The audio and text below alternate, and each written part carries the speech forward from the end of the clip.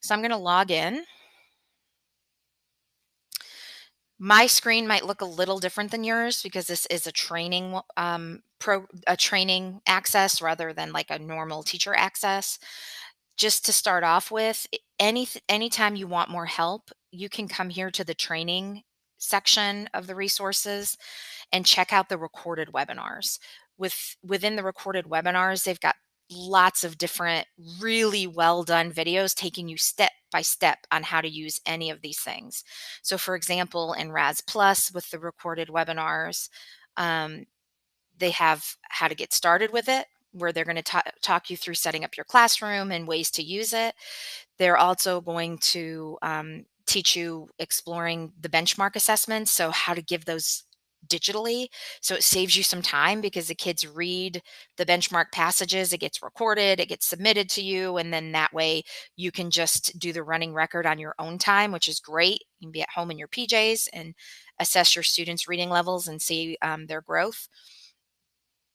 You could also sort to do the videos by science A to Z to see different topics that they've created there, and their webinars are all pretty short and very well done, like very clear to understand. So for the detail and the ins and outs, I'm going to recommend that you use them. For me, is just a quick overview to show you some of the products that I've used in the past and how I've used them. So the first thing that we're going to look at is Raz Kids. Within Raz Kids, if you click on the resources, you can see that we have all different kinds of resources on here. The ones that I'm most excited about are the curriculum, the focused instruction, and the ELL edition. So within the curriculum, it's a 32-week curriculum. They have different themes each week. You can use them as mini lessons. You can use it then for your guided reading.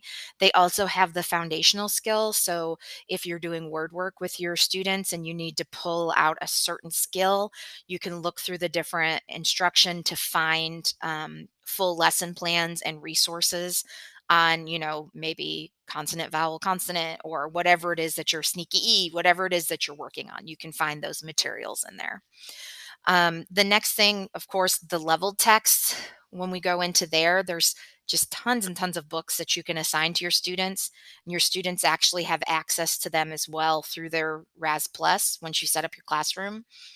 Within here, you can sort it by level, and if you hover over, it'll actually tell you the grade level, the DRA level, the Lexile level. So it kind of gives you some idea. You can match it up with your either LLI that level that they're on, or their DRA if they're in elementary school. Or I'm also going to show you where you can get the benchmark assessments to have them be assessed for their reading level. You also can sort for nonfiction books. So maybe you're teaching a history class, and so you're going to sort by nonfiction. You could actually type in a search, for George Washington or whatever topic you want to look at. You can use this for science as well, to be able to teach them about different topics. Okay, there's community workers, community helpers, lots and lots of different books that you can use to either teach with or to assign them. And most of the books have full lesson plans with them to show you how to use them, like for guided reading. All right, so if I come back to resources, again, this is just a quick overview. If you have additional questions, you can either watch the videos, the recorded webinars, or you can reach out to me and I'd be happy to work with you one-on-one to answer your questions, because this is one of my favorite products. So the next thing I want to look at are the assessments. Within the assessments, you have these benchmark passages. Anytime you see a little planet like this, that means that that's something that you can assign to the students to do within their Raz Plus Kids account. So I'm just going to show you when you come into benchmark passages, these are for like their running records. So for example, if you're not sure what level they're on, but you think they're reading at like a first grade level, you can pick out, okay, level J's first grade, let's give this a try. You can assign them the running record. You could do it with paper pencil. That's the way it used to be done back in the good old days, where you give them the passage to read, and then you make mark on the running record to show where they've made errors, self-corrections, and mistakes. And then ask them the questions for the quick check. The way I found this most useful, now that we've gotten into the 21st century, is to assign it to them, let them read it and record it, and then assess it at home. And that way it kind of it prevents it from taking up too much classroom time as you're doing it. Plus you can work with other students while they're doing their running record. If you need more information on that, there is information right over on the side here, how to assess students' levels. They also have down here more about running records, and that's going to take you to some of the videos as well as, some different information, like here's how to assess their level, here's about a running record, here's learning A to Z, how they level, here's the level correlation chart. So pretty much everything you need is on the same screen, except some of the recorded webinars that you would have to go out and watch in a different section. From there, the other things that I would use with my students, especially if they were newcomers or just arrived, alphabet letter naming to make sure they know all their letters, their phonics chart to make sure that they know their different sounds, phonological awareness, same thing. High frequency words are great because then I could make my word lists for my students. So I'd give them the assessment and I would circle any of the words that they didn't know. And then I would start assigning those, 3 to 5 of those words a week for them to focus on as their sight word for the week. Um, so those are great. They're the Dolce sight words. They also have flashcards to help you practice with it. So, but it's one of my one of the things I would do. I'd always do the benchmark passage and I do the high frequency words. That's kind of where I'd start it, but I taught intermediate English. So I was going with the assumption that they already had some of that phonics and phonological awareness. And then I would just fill in the blanks when I found gaps in their phonics. All right, and the last thing in RAS, oh no, 2 more things. And also in RAS Plus, the focused instruction. I really, really, really like these literacy skills comprehension for my mini lessons, and I would do I do, we do, you do. So my students were reading at about a second to third grade reading level. So I would use the grade 4 to try to kind of stretch them a little for their instructional piece. So I'd teach them using the grade 4.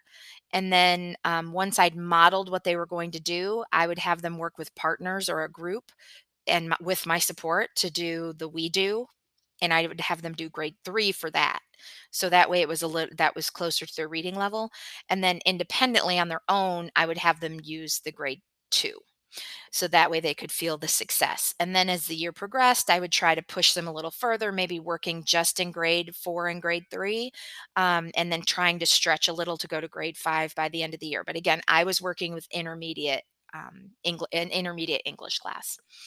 The nice thing about these is they're all of those skills that they need for the SOL, as well as skills that they're going to need for high school English to be successful in English class. And from um, throughout most of the grade 1, 2, 3, 4, and 5, it's the same skills and topics. They're called the same thing, so that way it's very easy to align to use the different grade levels. When I would go in when you go into these, it has a full lesson plan. So you would just click on the little PDF. It's going to give you a full lesson plan, how to introduce it, how to teach it, how to extend, different ways you can differentiate. It gives you all of that, answer keys, things like that. And then it gives you model passage, practice, and 2 independent. Now I would usually use with since like I said, if this is the 4th grade, I would usually use the model passage to teach them what I want them to do for character analysis. Then I would go down to the 3rd grade analyze character, and I'd give them one of those passages for them to practice with together. And then finally, I'd go down to 2nd grade analyze character and have them do that one on their own. That way you have several different days, and sometimes I would actually use this and do, you know, 2 or 3 different days of mini lesson on the same topic to give them more practice before they have their assessment on it. So again, you can see here on the side, grade 4, analyze character. If I go down, grade 3, analyze character, grade 2, analyze character, Grade 1, analyze character. So grade 1, I think, has a few less topics than the other grades, but still has those great comprehension skills that they need to know when they're working with reading. And finally, the last Raz Plus resource I want to show you, this came about after I left the classroom, so just since I've been coaching, but it's the EL edition. And it's great because especially with newcomers, it's got vocabulary book series, vocabulary power packs, the comic conversations. The kids really like that because there's a lot of graphic detail to support them with their understanding. They have content picture packs. They have teaching them different grammar resources. I'll go into this just so that you can kind of see some of the things that are in here. So they've got the grammar packs. So parts of speech. So you can, and then they also, within the grammar packs, they've got the grammar posters, which if you have a poster printer at your school, that'd be amazing that you could print some of these out as, let me project this one. You could print these out and actually put them up in your room as an anchor chart. So, and again, those are free to you because the district pays for that for you. Okay, so again, this is one of the resources that we have. Another one we have is Science A to Z. Not going to go super into depth into Science A to Z because I already created another mini PD within the Schoology course that tells you all about Science A to Z and how to use it as to teach literacy, to either in a self-contained science class with L's or in an intermediate English class. So that way you're kind of getting a twofer, teaching them the literacy skills and teaching them the science skills. But just quickly, just so you have a little overview in case you haven't done that training yet, make sure you do it because it's really good. But we have all of the different sciences here. Once you go into these sciences, they're leveled by grade level. If I go in here, I did solids, liquids, and gases for the Science A to Z one. So let me go into clouds, winds, and storm for 3rd to 4th grade. The nice thing about this is it has leveled texts. So low, middle, and high. It has a lot of them have these interactive science lessons, which is great for a center when you're doing station rotation. So you can work on guided reading while they work on this. It speaks at a very appropriate pace for our L's. Has lots of visuals, lots of scaffolding, gives them pause points to answer questions so they can kind of process the information. It also has lab activities that you can do with them depending on your room. It has the unit guide, which is like a full lesson plan and how to introduce this with all the different activities that you could do, different focus books at different levels. It has their iFiles. Now, these iFiles for this one are specifically on tools. The kids usually love the mystery files, and it's a great way to teach them inferencing because they have to kind of read and use what's in their brain to try to figure out the mystery. Um, and then debates. This is a great way to get your listening and speaking in, to have the students read the information and then pick a side and then have them actually debate that whatever topic it is, and just make sure that you give them some sentence starters, some sentence stems on the board for them to be able to say, I feel, or I agree, I disagree, so that they can kind of start learning those debate skills. There are videos in here, career files. I also usually would assign them the quick reads in centers to give them a chance to do more reading while I'm working on the reading group with the guided reading. It's also going to tell you connecting books that are in Raz Plus that you can go to, and you could assign these to them. There are usually graphic organizers that go with the different books, and then the science diagrams. Another great thing for you to print out as anchor charts to put around the room to help support them with really good visuals. So let's talk about starting a class. First of all, managing students is where you're going to want to go for your kids A to Z. Here's where you would add in students. It's very easy to add in students. When you come here, you can give them their username. I would usually do the first name, last initial, so they would know that. Placement tool, you can either assign a placement tool yourself, or you can let them take the placement test, which might be a little better, save you some time because it's going to put them on the level it feels is best for them as long as the students take it seriously. For science A to Z, put where your kids are reading. For example, if your kids are reading at a third to fourth grade reading level, maybe put them on the low 3 to 4. And then these ready tests are kind of cool because they're like really super mini SOLs.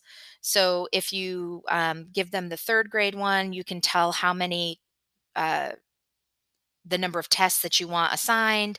You can tell them how many you wanted to do. Okay, I wanted to do one a week. I wanted to, do it all throughout the week. So it's another great thing. And then you do have to give them a password. You can give them a word password, but for ease of use, I always just gave my students the same password, which was a rocket ship. So again, up to you what you do, but that was easiest for me. So then they all knew that rocket was their password. Once you've assigned assignments to the students, when they finish them, they're going to come here to your in basket. So you can see the assignments that have been assigned to your students here, and you can view it by assignment or you can view it by student. So I can see that I've assigned running records to these students. They haven't completed them yet. These other ones are ready to start on their placement tools. And Science A to Z, you also can see the assignments. Oh, no assignments in there. So um, let me just see, view by students. Yeah, so this just shows you the setting, and you can change the setting here if you've decided they've moved up. But let me just show you how to assign an assignment. So if I go to Science A to Z, and I want them to be in clouds, winds, and storm, I can come here and I can decide. Now, I can assign the whole thing to them so that they have everything, or I can come in and say, okay, we're working specifically on clouds, winds, and storm. So I want them to work on these 4 parts of the lesson. So I'm going to do the assign, and maybe I say, you know what, weather and climate data, not really pertinent. Let's just look at part 1, part 2, part 3. And then I can decide, okay, I want to assign this to Markel. I want to assign this to student 2. You can pick who you assign it to. So I'm just going to assign it to myself. These are the quick reads, which I used to print out. But again, this is back before all of our students had devices. And so you could assign them the different tools. And so if your students are a lower level reader, give them the barometer lower level. If you're trying to push them, give them the barometer higher level. So it gives you lots of different ways to differentiate. So let's just say I'm going to do the barometer one. I'm going to assign that to Markel. I'm going to do assign. Now, just so that you can see this, if I decide to have them do the book, let's say I'm going to give Markel this low fog book. I have lots of options. I can let them listen to the book and then read the book and then take the quiz. A lot of the times, I didn't care about their taking the quiz when it was an activity like this. It was really just about them listening to it and reading it.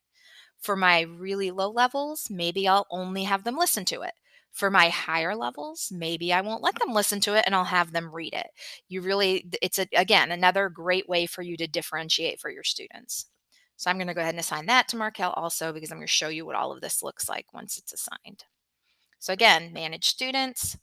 Now, assignments, when I go into assignments now for Science A to Z, I'm going to see that these assignments have been added, and Markel has 5 assignments that she needs to complete. When they do a running record, it's going to be here in the in basket. This is where you're going to be able to listen to their running record. So these are running record assessments. You're going to be able to listen to the running record. It's going to give you a scorecard so that you can actually score it right on here. So if you click on it, you say, did they omit this word? Did they insert an additional word? Did they mispronounce it? Did they substitute a word? And self-correction. So the ones that I really focus on, I don't focus on mispronunciation if it doesn't affect their comprehension because they're else, right? They're probably going to have some mispronunciations.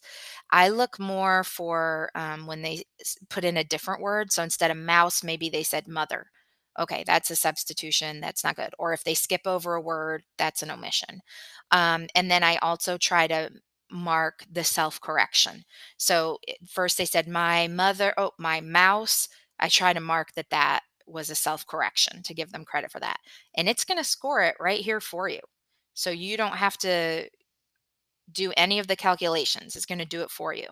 You then can send a message to the students. You can make a note to yourself. Oh, she said mother instead of mouse. Now that I've kind of shown you that, I'm going to go ahead and log out so I can show you how they log in. Okay, this is training 15. Okay. You need to know your username that you log in with. So mine used to be Madkins26. This one is called training 15. So whatever that is, that's what your students need to know. So I'm going to log out, change teacher. The very first time they do this, they're going to come into your teacher's username. So this is why I said you need to know that training 15, the Madkins 26, whatever it is. So they're going to type in that training 15. Now, once they've been there, anytime they are on the same device and go to Kids A to Z, it'll automatically take them into this. Then they're going to select their name. I am going to do my name since that's what I've been using for this training. I'm going to put in my rocket ship. I'm going to do go. That's how they log in. Now, the how this looks might be different for the different grade levels because lower levels have a this kind of look where the higher levels it looks a little differently. Unfortunately, I don't think I have both interfaces, at least not readily available. So, but anyways, with your other ones, it's just that they're going to have drop downs tabs up here where they can select science, and then it'll have assignments or it'll have science reading room. This is for like your younger readers group. So they're going to go into science. And in here, they can either go to my assignment, they can go to the science library, which if they go to the science library, it's going to have all of the books and all of the subjects in their level that they've been placed at. Okay, so they can come in here and they can read and explore and read science books if that's what they choose, especially some of our boys like the science ones. All right, my assignment. Here's where I have all of the stuff that has been assigned to me. So these are all of the things that they're going to have to do. So here's the barometer. They're going to have to just read it. Here's the fog book. They can listen to it and read it. These are the interactive science lessons. And so these would all have to be completed by the end of the week. And I would explain that to the students. So now if I go back to assignments, I do want to, and back to science, back home, I just want to show you when they go into their reading room. This is actually because I haven't logged on here before and this benchmark test has been assigned, they're going to have to take this benchmark test first and come into it and read. And it starts off easy and then it gets harder. Okay, so what can you feel at the beach? I can feel sand. Go next. What can you hear at the beach? I can hear waves. What do you smell at the beach? I can smell wind. I just want to show you what it's going to go to. Okay, taste at the beach, taste ice cream.